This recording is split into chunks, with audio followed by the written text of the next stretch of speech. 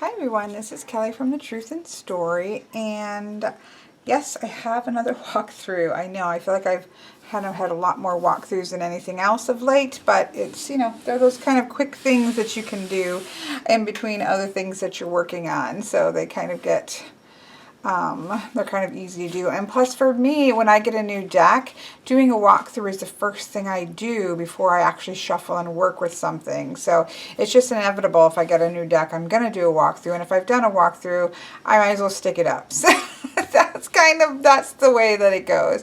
So this is a deck actually I've been waiting for quite some time. I feel like it was in the fall last year that I first saw this come out on Amazon as just letting us know it was coming, and it wasn't going to be obviously available till the end of April. And so it just came out this week, and I really was excited to get it. I had a little surprise, and we'll get to that in a second. But this is called the Illuminated Tarot, and it is 53 cards for divination and gameplay by Caitlin Keegan. There was a paper, when it came wrapped, it had just this paper on the back that has the Illuminated Tarot with some of the images, with the UPC. It's by Clarkson Potter Publishers, which is an imprint of Penguin Random House, printed in China. And here it has copyright 2017 by Caitlin Keegan, all rights reserved. So yeah, so Caitlin Keegan is the creator of this, and I know because I have watched a little bit of when I first saw this. So this is a 53 card project because for 1 year she pulled one card a day and drew a card a day for a year. So a card a week. I'm so sorry, a card a week for a year. So they're 53 cards, and she combined the major and minor arcana so that when you're done you have a 53 card deck. It's a 52 card playing card deck with the Joker as the Fool. And so I really loved that process. But the surprise that I got, so again, combination, she has worked the major arcana in with the minor arcana, as well as with a typical playing card deck, there are only for the courts, jacks, queens, and kings. So, it's a condensed tarot. The box, I love really that this came as a piece of paper, because that leaves the box just really gorgeous. Like, that's a gorgeous box. Obviously, beautiful, beautiful box like this that has the hinge, and you've got the, it's just gorgeous. So yeah, I absolutely love this. You can feel it's like a linen feel to it. It's got the embossing on it, the embossing on the sides. It's just beautiful, really lovely. It's got this kind of paper with cups and moons and swords and wands and suns and moons. Looks like suns, moons, cups. And then the cups and swords. I don't see any diamonds. Nope. Anyways, just got that nice paper. It's just really lovely. There's a very small, this is a little white book. It's beautifully done. It's got a little cover on it and everything. But it's a little white book. There are... doesn't have page numbers, but you're literally talking about each page has two, and it's just 8 of spades, and if it's connected with a major arcana, that's on there, and then just little keywords for it. But you do have a color image of the cards there. At the beginning, you literally have the origin of the tarot, the reading of the cards, a single card, as well as a 3-card layout, and then a really brief explanation of clubs as wands, being about passion and creativity and fire, diamonds or coins, physical world, earth, hearts, cups, emotions and intuition, water, spades, sword, reason and intellect, element of air. And so it really does just, and then goes right into color representations with, it's pretty.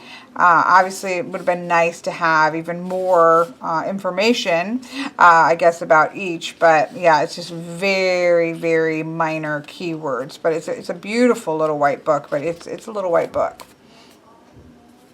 I apologize for any noise. We've got children visiting below me, and they are not being quiet or staying in their own apartment. So then we have, you know, a nice little ribbon to pull the cards out. And it has, you know, one of these inserts here, but it is nice. The cards can't slide underneath it, which is the, you know, the big pet peeve. So you can pull it out if you wanted to, but I don't know why you would, because this, they're not going to slide behind there. So it's a really nice way to keep this and just pop it on the shelf. Great job on the box, no question. Already done looking at that. So let's take a look at the cards. The cardstock is kind of cardboardy, I will say. It's not flexible like a good playing cardstock. It does have a little bit of a linen feel to it, but it's kind of cardboard feeling. You can even see that kind of cardboardy leftover from cutting it out. So not great cardstock. Yeah. Not great cardstock. It's kind of thick. It's like an oracle card, but it's just like a cardboardy, if that makes sense. I feel like if you bent this too hard, you would actually get a bend in it, that kind of thing. But again, I paid $10. I think retail price for this on, let's say, the box, retail price is $17.99. It's been on Amazon for as long as I've been watching it, which has been long, at least 6 months. It's been on Amazon for $10. So, you know, you get what you pay for. So the backs I showed you here. I like the backs. I think they're lovely. You know, you could have definitely cropped this closer and not had as much white space. I don't know if you could go to this inner line. You probably could. You could probably trim it to this inner border if you wanted to. But it's neat. You've got the cups and the swords. And again, I apologize, you've got the sun in the middle, you've got the phases of the moons, cups, swords, wands, and then I guess circles here would be for coins. So it's quite lovely. I like the backing minus the whiteboard. Like, I don't see where that was necessary. There's a lot of white around the card, so I feel like you could have just cropped inward, and although you might cut off his ears. But I feel like you could have still had a thin white border and maybe not had that much of a white border on there. But you know how I feel about borders. But it's not bad at all. Very stiff. I mean, it's going to be, I think, a little interesting to shuffle because it is that just kind of cardboard. Doesn't have much flex to it at all.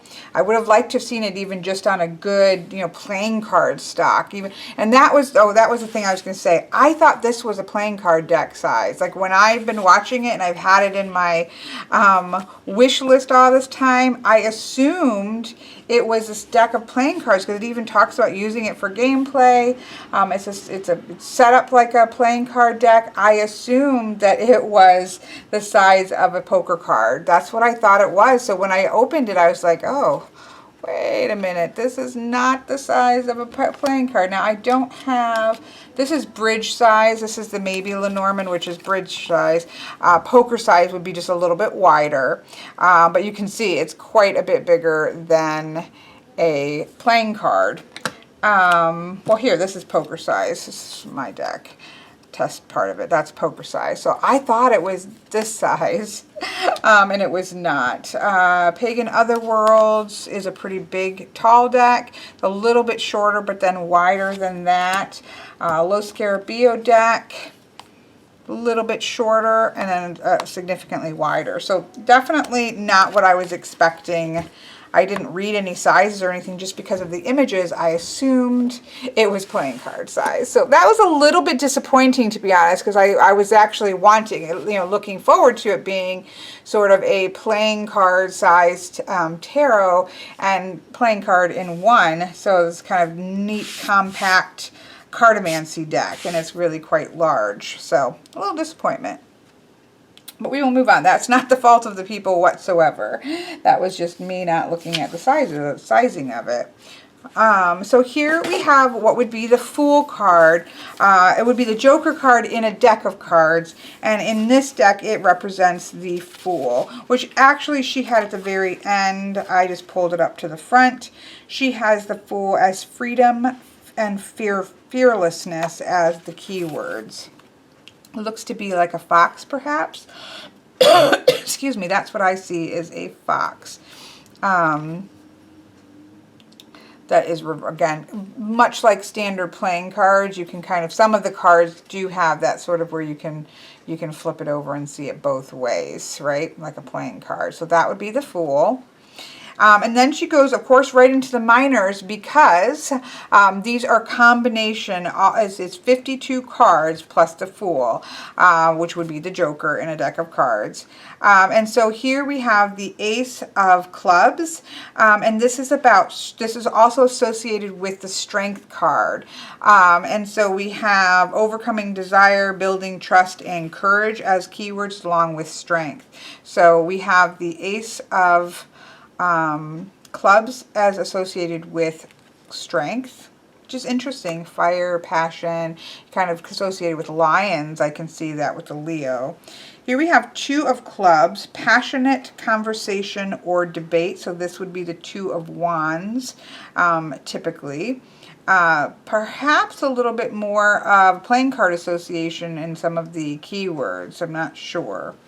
Here we have the Three of Wands. This is about success, efforts rewarded. You know, you're usually waiting for the ship to come back. Your efforts have been rewarded here, so that certainly makes sense with the Three of Clubs.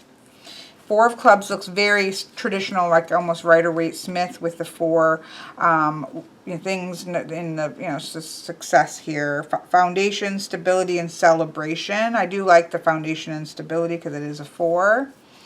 The Five of Clubs I thought was interesting and kind of connected with another card, which I'll try to leave it out so I can remember. I'm leaving out the ones with the majors too. This is, 5 is about discord, right? And so here we have this associated with the Devil. Temptation, attachment, and control. So we have the chains here, we have the fire here, and we do have two people whose eyes are closed, I think, to the circumstances, to what they're giving away. So I do quite like that connection there. Number 6, you can see as for the Tower.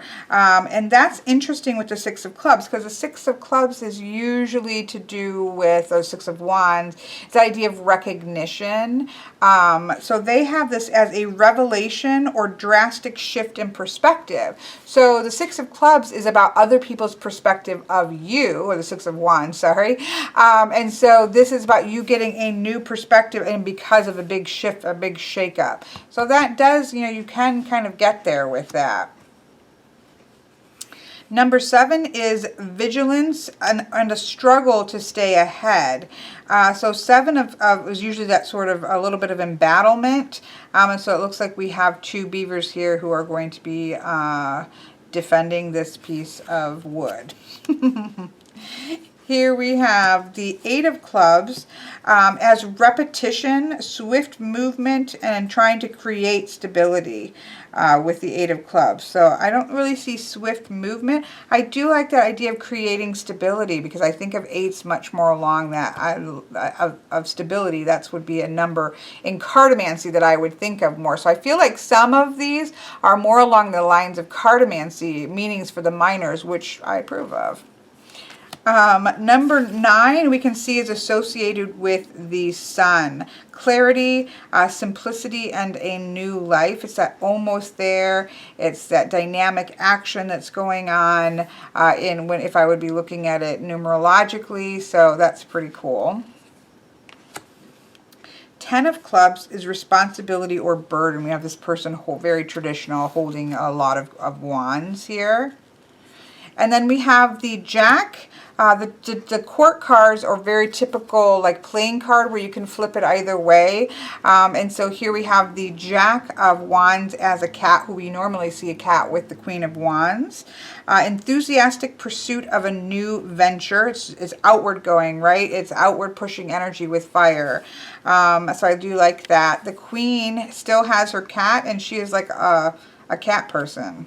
I'm not really fond of cat people, like any kind of animal people. Like she has kind of like hair like a person. She's definitely hands like a person. She's definitely a tiger person.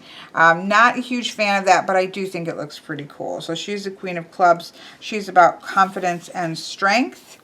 And then the King of Clubs is the Magician. And so you can see that traditional magician with all of the things in his hands. That works for me because fire is about manifestation, right? It's that transformative energy. And so the magician is about manifesting your will. So I think that works quite well for the magician. The diamonds we have for the world card here, the Ace of Diamonds, which makes sense. This is the Ace of, would be coins or pentacles or earth, right? And so to have the ace being the whole potential of the world, I think works really well. Two of Diamonds as the High Priestess. So isn't that interesting? The juggling the two worlds, the dark and the light, the above the water and then diving into the water of, that's interesting. I think it's strange that she is in the earth. I would have seen her more in the cups or even air. So it's kind of unusual to have her for me as in an earth, in the earth suit. But I do like that idea of sort of walking between worlds, kind of juggling between two worlds. So that's pretty cool. You can also see a little bit that there is color predominance in each of the suits, which we'll look at a little bit closer when we get through. But if you see here, we've got kind of greens and oranges here. Blues, that kind of tones are the same, where now we've switched to more purples and oranges. And so you can definitely see that even when you're kind of looking at the color predominance does shift in the suits. Whoops, now I put us back. So again, interesting to have earth with her, but I do like the walking between worlds, the kind of feel. The Three of Diamonds, about craftsmanship. This is Three of Pentacles. They're working on something pretty traditional there. I love this Four of Diamonds because this is really beautiful. Although I think it's strange that we have this person peeking here. Maybe it's kind of because this goes with something else. No, I mean, I would have preferred, obviously, these actually be in the four. If he needs to peek out, could he be in the middle? Because I do like the idea of structure, but you do see this here. But this is preoccupation with material possession, which I don't see that at the Four of Diamonds as, but I can read with this card. I quite like it.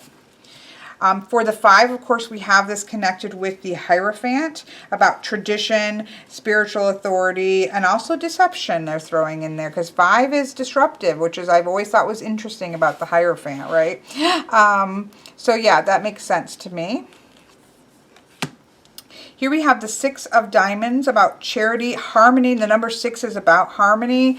So we have sort of giving and sharing. We've almost got like a banquet. And we'll see we've got plates of food. And these are coming to the table and they're going to share what they have. So that's pretty cool.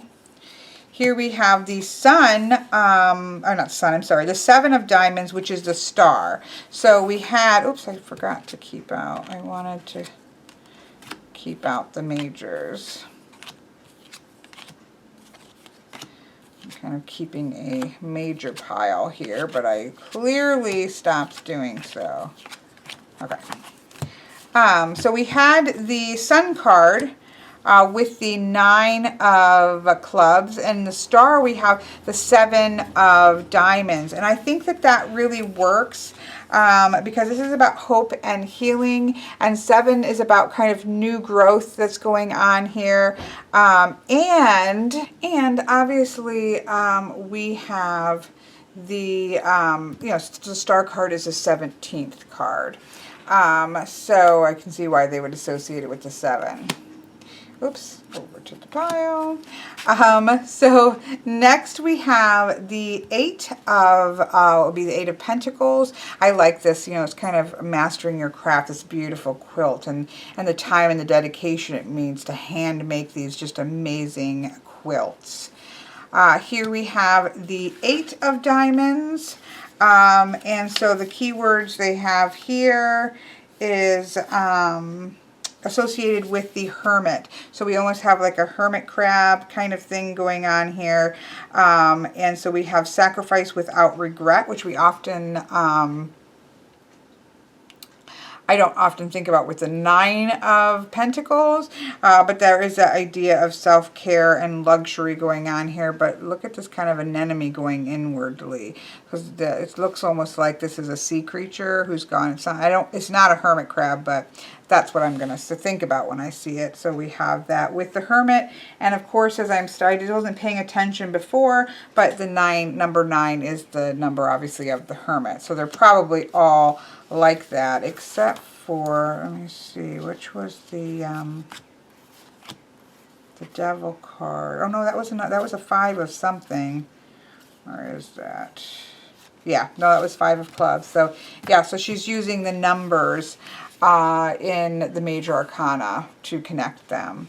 So then we have the 10 of diamonds. So we have this security, enjoyment, wealth, everything wonderful is going on here.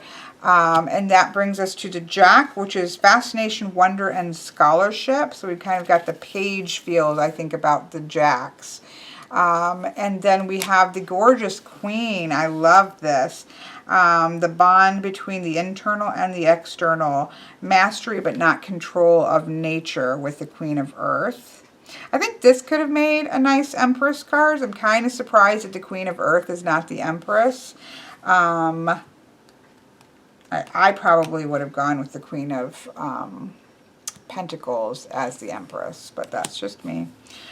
Here we have the King of Diamonds, about generosity. We have kind of looks like he's sitting cross-legged, kind of a little bit of a Buddha feel there. Generosity, happiness found in nature, or spirituality they're having for the King of Diamonds.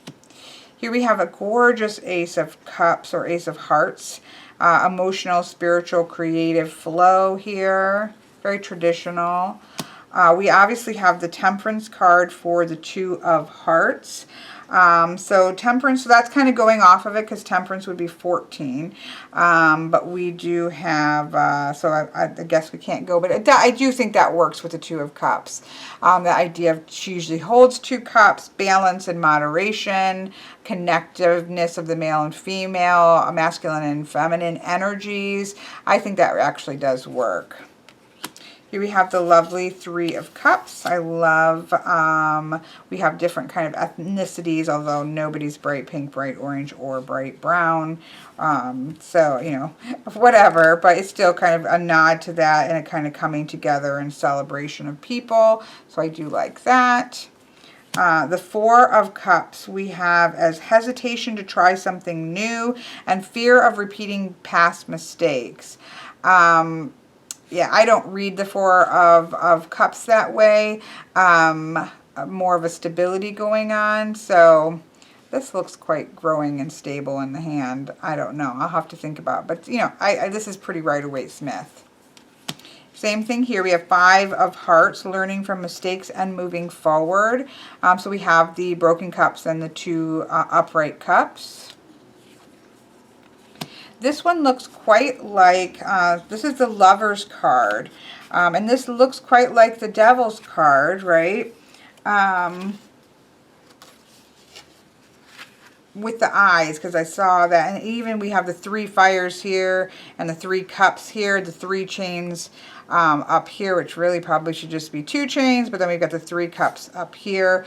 And then we've got the squiggly line. So they look quite similar to each other, which is interesting because are we then connecting the idea of the devil with the idea of the Lover's card, which is number 6, right? But I do like that because for me, the Lover's card is about making choices that work within our highest good and are united in all parts of ourselves, whereas the Devil card is a lot about abdicating choice, abdicating power, and or making choices that are going to bind us, right? So I do like that connection with the image there.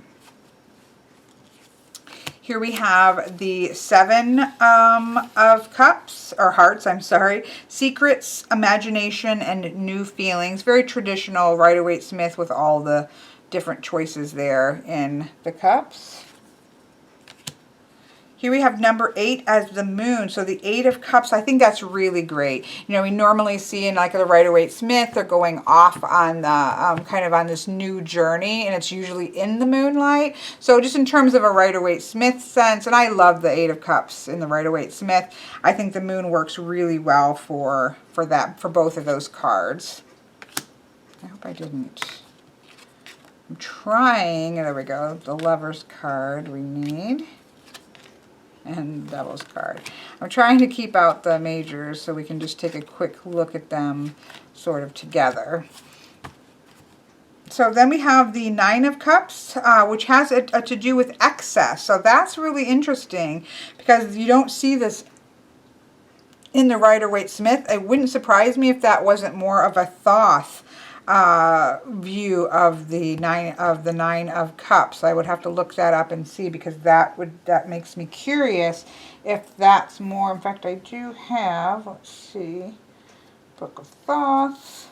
No, 9 of Cups they have is happiness. So that's quite interesting take on that. Let me look in my 9 of Cups and my playing card. There's cups. No, that's the Wish card. So that's an interesting take on, it's, you know, I don't have to take it. I'll just can ignore the kind of slimy look that's going on here. I definitely don't read, just a lot of energy moving and flowing. I can look at that in that way. So that's a very interesting use of the 9 of Cups. It doesn't go with Thoth. It doesn't go with the Rider-Waite-Smith. It doesn't go with traditional cartomancy. So I'm not quite sure where that came from. So the 10 of Cups we have is the Wheel of Fortune. You know, Wheel of Fortune can traditionally mean a shift towards good things. I see it as change in general, but still I like that use as a 10 because, again, we've got the end of one thing, moving on to starting of a new thing. Not to mention, of course, the Wheel of Fortune is the number 10th major arcana card. So then we have the Jack of Hearts as unconscious thoughts coming to the surface. So I quite like that. It's not like what I would generally use for that, but I like that idea with the cups. The Queen of Hearts as the Empress. And to me, it works, but I would have probably done the Queen of Pentacles or the Queen of Diamonds, but still it works, and she looks very Queen of Empressy. And then the King of Hearts, sensitivity, creativity, channeled into professional success. So again, a little bit of a blend of cartomancy, I think, with tarot. Beautiful Ace of Swords. I do really like the coloration of the Ace of Swords, or the sword suit. This is about focus and clarity. I do like the combination of the Hanged Man with the Two of Swords. Because of course, now again, it's 12, so it's the 2 card. If you're doing 2 cycles, see, some people with numerology have 2 cycles, 1 through 10, and then 1 through 10 in a second cycle, and then some people combine it. So the 12 would be 2 plus 1 is 3, and you would combine the Hanged Man with the Empress card. So it just depends on how you do those, but that works. So I think that's really a good use of combining the Two of Swords, needing to make a decision, needing to think a little more clearly so that you can make a choice and not be stymied, and the Hanged Man gaining new perspective. I quite like that. Love this Three of Swords. Neutral Three of Swords. You can kind of read that as you want. She has it moving beyond sorrow and just understanding your feelings. Now again, I don't associate feelings with swords, so for me this is kind of more to do with ways of thinking and ways of thinking learn from both positive and negative experiences. Here we have the Four of Spades associated with death. That's interesting. The Four of Swords is that kind of step back, right, and taking a breath. You often see a knight looking like they are dead. They do look like they're in a tomb often sometimes. So we have that step back and then getting ready to come back for rebirth. I do like, I think that works. Here we have the Five of Spades for a difficult opponent. So, of course, this is a card-playing game, and so we have 2 people, opposing people in a game of cards. Here we have the 6 of Spades, leaving worries behind, or that transition. I do quite like that in Rider-Waite-Smith, and so that works. We have the 7 of Spades as the Chariot. I quite like that because spades or swords are my favorite suit, and the Chariot card is my birth card. So, and I'm a Libra, which is air. So that works for me. Here, and they have it as a triumph, a breakthrough, or an inventive solution, which I think is often what's going on with that thief. Are they stealing the swords because they need to make, even the odds? I think that's interesting. I quite like that. Here, oops, this is a major. Here we have the 8 of Spades as justice. And so this is about reason and fairness. Now, I quite like this because she needs to reason her way out of it, even in the Rider-Waite-Smith.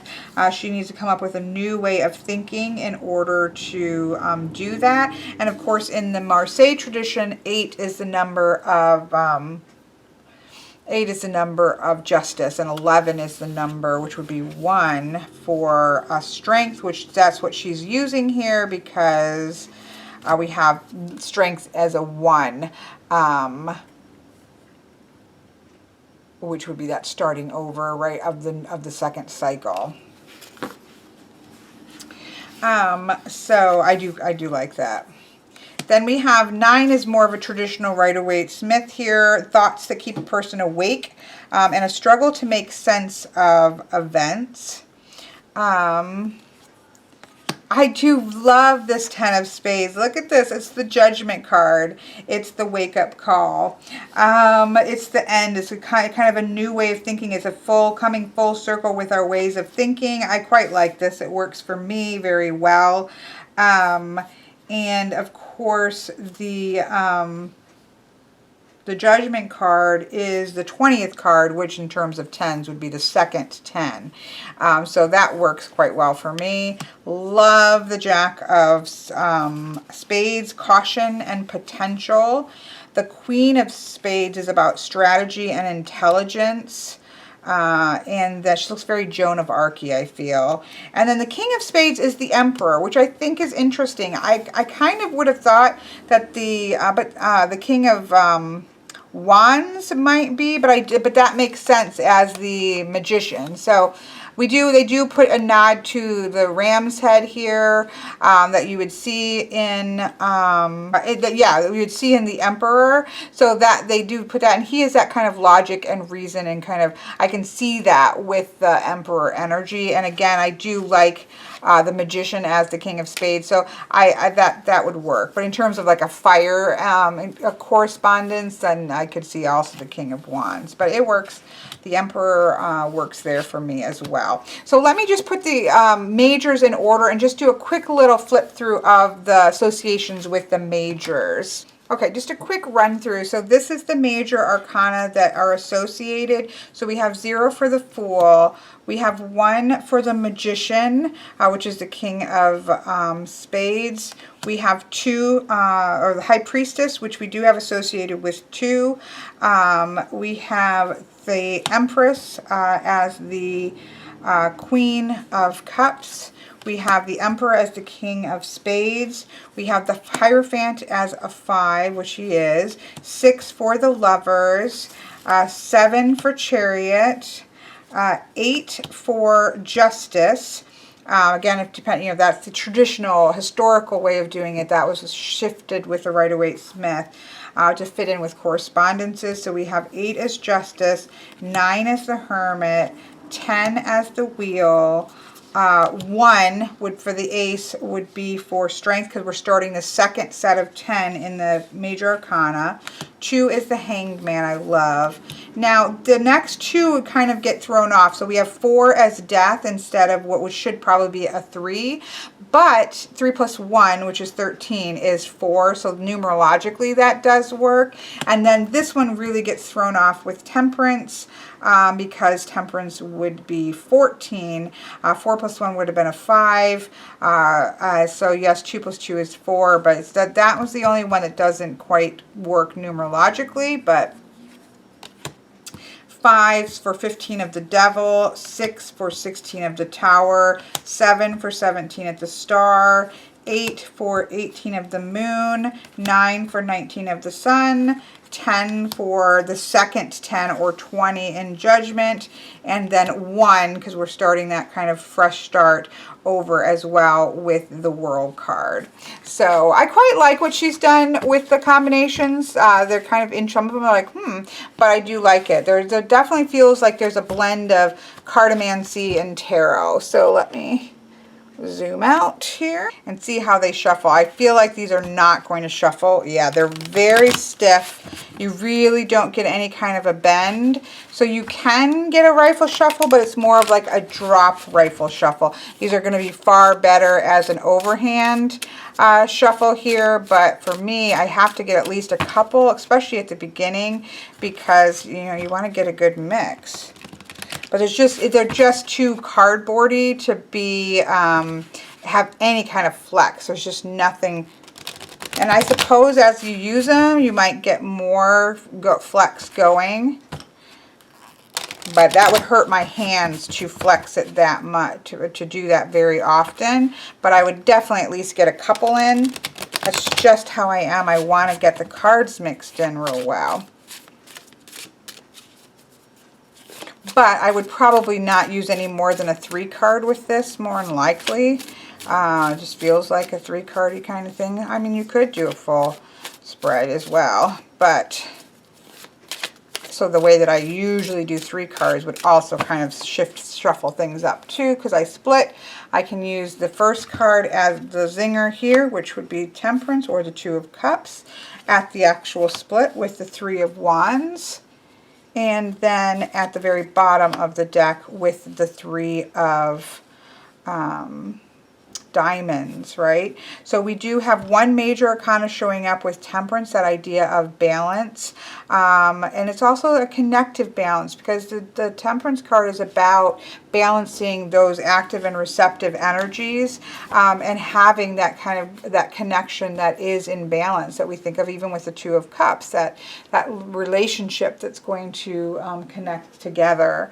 And so, but having that balance leading to sort of things coming to fruition for you, and that's the sense of mastering your skill here and working together to create something.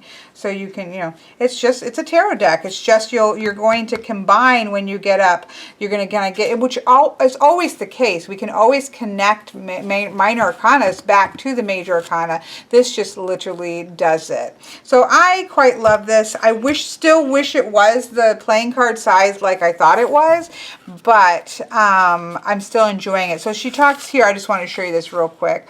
This deck of cards grew from a personal project Caitlin Keegan embarked on in 2015.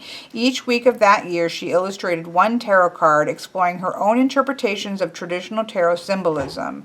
At the end of the year, Caitlin had designed 52 playing cards that fold the major and minor arcana of the tarot into a complete card deck that can be used for both gameplay and personal reflection. I don't personally know how, and it did say that on the the description, so that's why I think I assumed it was playing card. Like, this is a very big for playing cards. I don't know how you're going to really use this for gameplay. I wish, truthfully, I do wish that it had been actually playing card.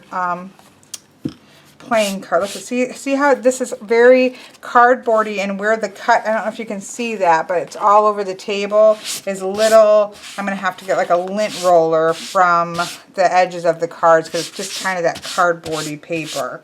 But again, I paid $10, so you cannot expect to have, you can just see it kind of, they're like kind of hairy on the sides from the cutting. But you can't, for the price, you can't expect amazing cardstock for $10. So I'm happy with it, just in terms of the price point and everything. So I'm really excited to use it. It is something that I would use and will use. And so again, for $10, I was been looking forward to getting this, and I will be looking forward to kind of always loving that tie back to the Playing Card Association and the start of tarot. So I love it when we get those kind of combinations. So there you go.